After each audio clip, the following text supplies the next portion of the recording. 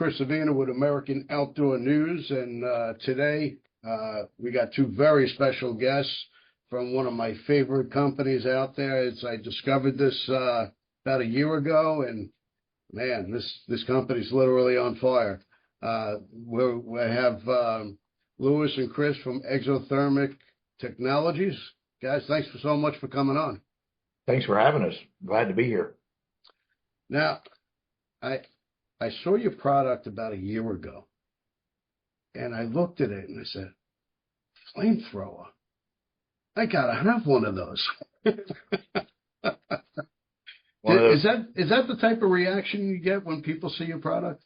Be honest, it's not for everybody, but everybody that it is for is super lit up about it. You won't ever see anybody that is using our flamethrower and they don't have a smile on their face. It's just because one of those things, and it's just really, really awesome. And people just light up whenever they get to use it.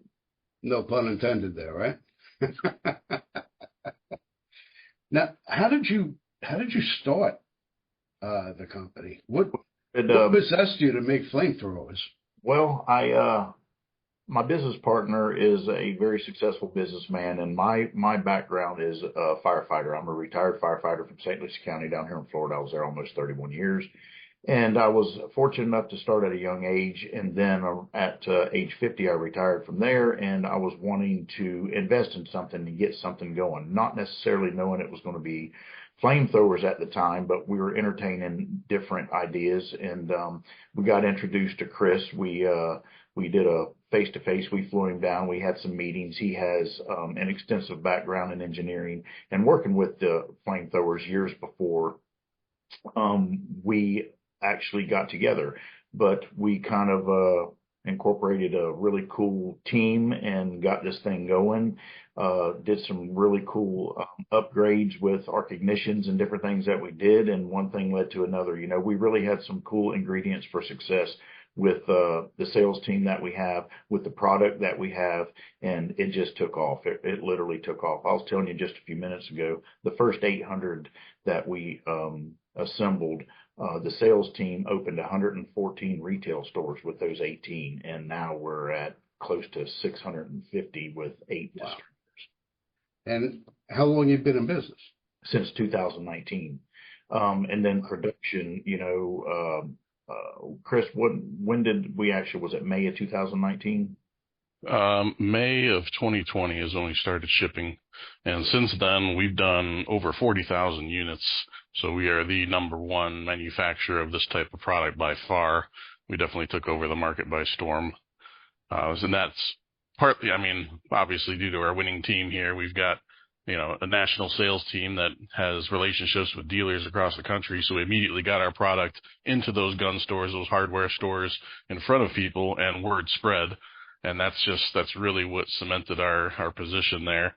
And then, of course, since we had the best product of its kind with the arc ignition technology, which we have a patent pending. I think it's actually getting through right now. We got to talk to our lawyers a bit, but that's a pretty exciting thing. You're out there standing around with a stun gun and, have a flamethrower shooting fuel and, hey, does this work? It does. Look at that. And we refined that and made it extremely durable. So it's a pretty cool product to be able to turn it on and press the button and you've got an instant 25-foot stream of fire. And then, of course, we went on and introduced an underbarrel version as well. So not only can you use it handheld and things like that, but you can mount it to a Picatinny rail. So you can connect it to your AR.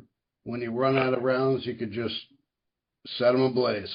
If you're down there doing a controlled burn and all of a sudden a threat appears and they're coming at you, hey, look at that. So from a standing position, this will project 25 feet. Yes. Yep. And which is really cool. That's kind of our claim to fame, is the on-demand, meaning when you power it up and all the safety features are in go mode, then when you hit a button, it stimulates the fuel supply and the ignition at the same time. So when you hit it, it has fire, and when you stop, it stops. So historically, you need a pilot torch of some sort running every Yeah. flamethrower over the years. The original ones used a blank firing revolver, which was pretty wild. So they only had, 5 or 6 shots, to attempt to ignite that stream. And then later on, we started working with, propane torches and things like that, which you'll see on, early models. And so we decided to take it to the next level with arc ignition, where you have those 2 electrodes at the front that generate high voltage arc. That's extremely durable. Like I said, we've tested that thing for days running nonstop, in temperature extremes, and, it's basically designed to run and just keep running, because we've got that backpack system too that you can connect to our handheld. Handheld holds about 27 seconds worth on the standard pulse-fire LRT. But the backpack, you hook that up and you've got almost 5 minutes of use. So you could hold that trigger down if you wanted and just run it almost 5 minutes and shoot 25 feet of fire. So we needed to make sure the ignition system was robust enough to handle that, just in case. You never know what people are going to do. But so it definitely can, and it's awesome. Well, you're definitely answering everybody's questions without me even saying a word. So, what are actually the applications to use a flamethrower? I know, you watch old World War II movies, you see the soldier with the fuel on his back, just blasting away with the flamethrower. Do they still use flamethrowers in the military? So they do a little, sorry. Currently, right now, we were trying to get into some of in the military aspects, but no. Ever since the I don't remember the years when it actually kind of stopped, but the usage of the flamethrower is kind of unique. There's lots of people that light fires each and every day, and with my background and different things, we wanted to have all these safety features involved in this. But if you are lighting fires is dangerous. But if you are lighting fires, this is the safest way to put fire on the ground. You're projecting fire away from you. With my background, I did a lot of control burns, and we use things called a drip torch. Well, you're at arm's length of the flame of what you're lighting. This, we can inject fire up to 25 feet away and standing in a safer spot. Whether you're doing piles, you can do ditch roads, you can clear fields. There's lots of different things. And the professional aspect is being used by some forestry, different forestry divisions across the country, and fire academies, lighting, interior fires for training stuff and stuff like that. But it is actually the safest way to put fire on the ground. You're not dumping raw fuel and doing the old match flick and woofing and all that kind of stuff. So it's not only a cool tool, but it's a safer way to put fire down. So you went from putting fires out to taking a step over to the dark side. Both my boys are firefighters, so it's job security for them. Now, you can use this for forestry, agricultural, all control type burns, clearing fields and whatnot, and of course the entertainment. The sides probably, I would say, we're probably 95% of our sales have been for entertainment, just because the red-blooded Americans saw this thing and had to have it in a store. But we do legitimize the side of it with, CAL FIRE, and here in Florida, the Florida Wildlife Division, whenever they spray, just like, say, Lake Okeechobee, and they spray the cattails and kill them, and then they go back and they do these controlled burns. Well, they're using our product to do that. They saw the need and the safety side of it. So, we are getting it into the legitimate side of some of these entities for doing the controlled burns. Yeah, the vast majority will use them for bonfires, weeds, things like that. Insect hives, you got a hornet's nest somewhere that's surrounded by something that's not as flammable. You can use it on that, fire ant piles. I mean, all sorts of things like that. So there's uses that people have written in that are just like, wow, you can actually use it for that too. Very interesting. Some people have used them for, drag strip track prep. They go and heat the track up with one of these things instead of the walking around with the little propane. You can apply a lot more heat over a larger area that way, or even a little bit of snow and ice. Of course, water takes a lot of energy to change its temperature. So you apply it on some snow, it's going to have to be a little light coating, but it does do the trick. It just takes a bit. That's where the backpack comes in handy. Well, up here in the Northeast, when we have 2-3 feet of snow, Keeps That'll you make warm while you're getting rid of it. every neighbor will want their driveway cleared. That's Oh yeah, it's way more fun than shoveling. Absolutely. Absolutely. So you have two models right now currently?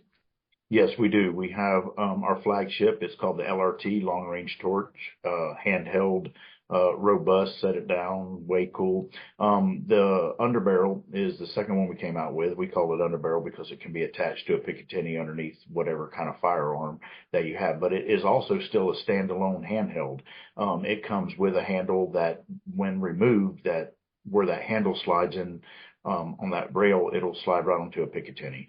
So they both shoot the same distance. One has a 27-second gasoline fuel tank. The other one's about a 19-20 second. They're both modular to the backpack where they'll hook up and have, like Chris said earlier, almost 5 minutes of continuous fire.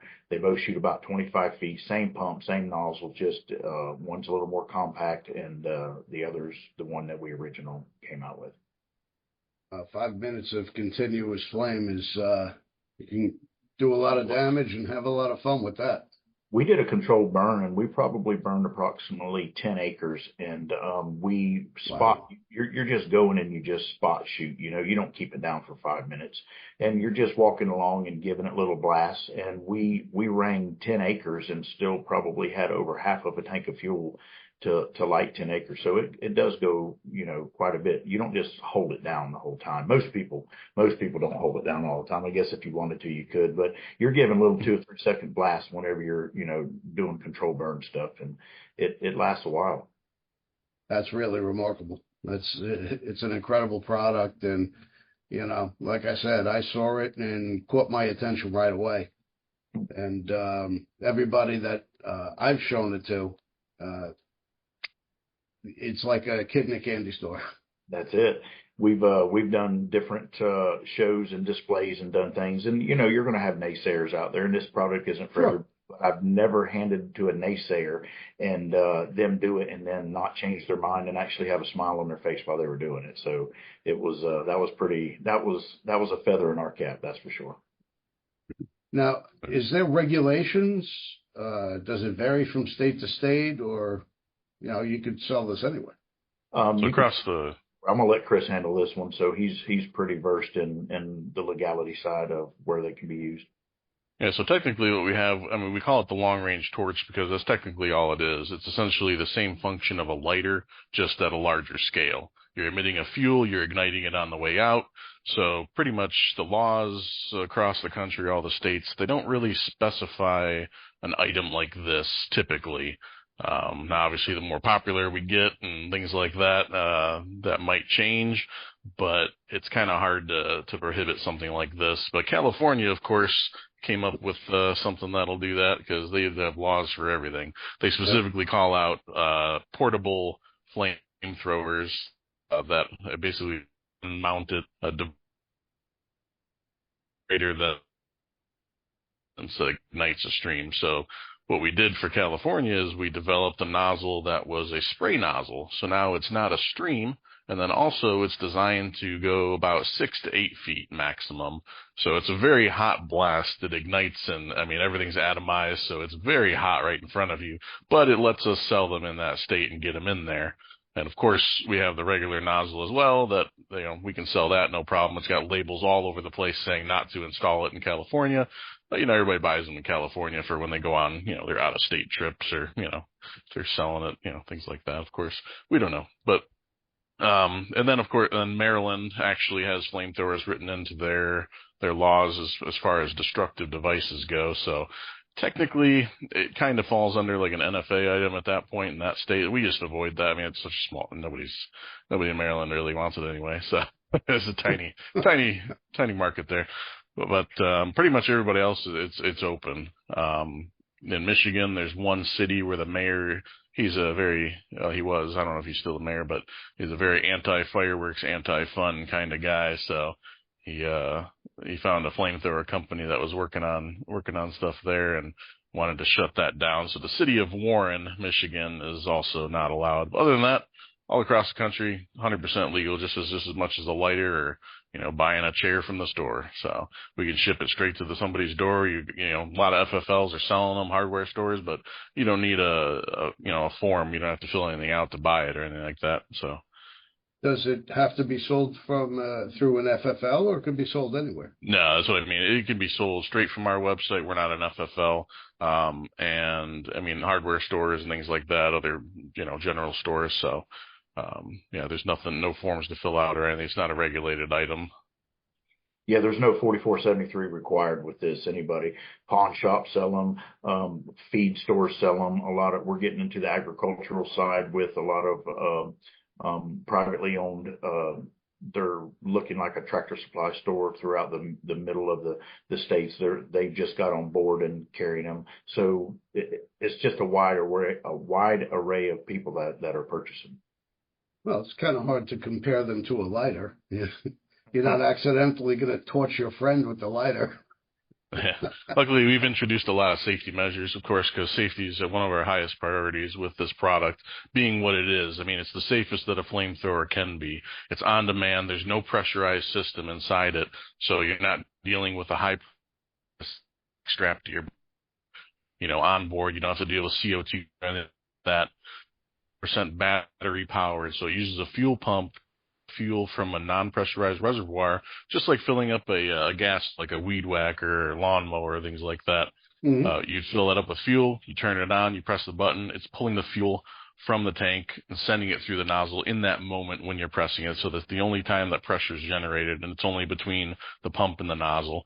And so basically your power has to be on. We also have a valve at the nozzle that has to be open, because you can close it. 'Cause essentially gasoline on its own will generate pressure just sitting there idly. So if you leave the tank a quarter full, half full, you set it on the shelf, that's going to eventually start dripping out the front because it wants to become vapor no matter what. It's always trying to get out. So if you don't have a valve up there to close it, it's going to drip. So we close that valve, but it also acts as a secondary safety because the pump cannot overcome that valve. And in fact, if you run the pump for 5-10 seconds with that closed, you're going to seize up that pump because it just can't take it.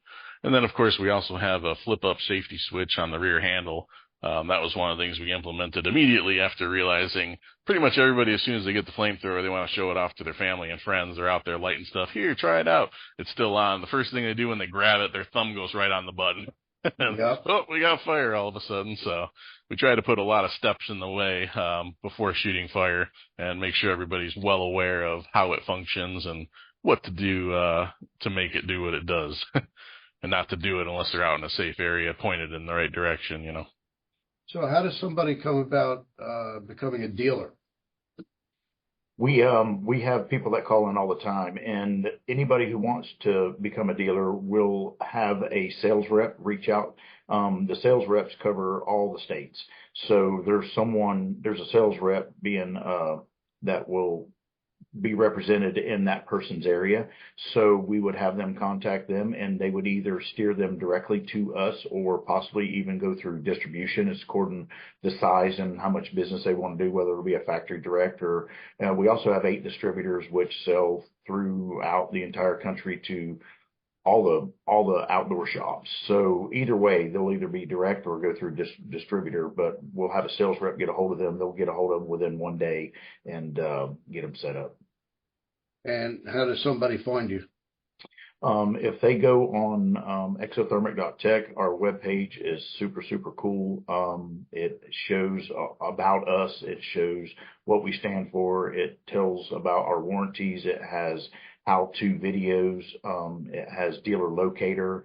So lots of really cool information. Super proud of our webpage. It's really cool. Chris is the one who spearheaded that, did everything, keeps up with it. But if anybody wanted to take time to go to exothermic.tech, TECH, they could get on there and it would show everything there is to know about us. All right. And what's next for you guys?